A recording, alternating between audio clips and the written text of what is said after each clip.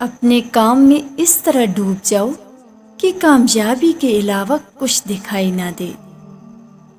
بعض اوقات ہم غصے میں دوسروں کو نقصان پہنچانے کی کوشش کرتے ہیں، مگر وقت گزرنے کے بعد ہمیں پتہ چلتا ہے کہ ہم نے اپنا نقصان زیادہ کیا ہے۔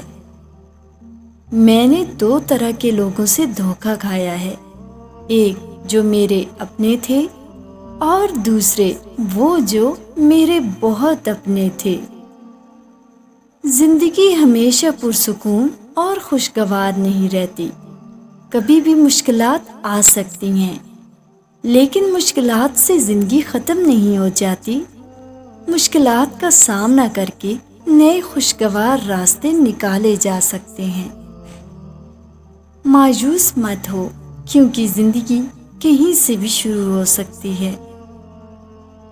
جس آدمی کے پاس دین کی راہ میں چلنے کے لیے وقت ہے نہ مزاج، وہ اپنی ناکامی کے بارے میں اور کیا کہہ سکتا ہے۔ خوش قسمتی ہر شخص کا دروازہ کھٹکھٹا کر پوچھتی ہے، کیا سمجھداری گھر کے اندر موجود ہے؟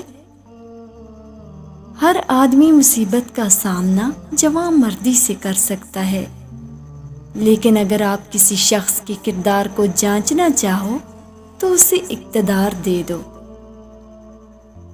اگر کوئی طالب علم یہ سوچ لے کہ علم استاد سے نہیں بلکہ کتاب سے حاصل ہوتا ہے تو اس نے ناکامی کی پہلی سیڑھی پر قدم رکھ لیا۔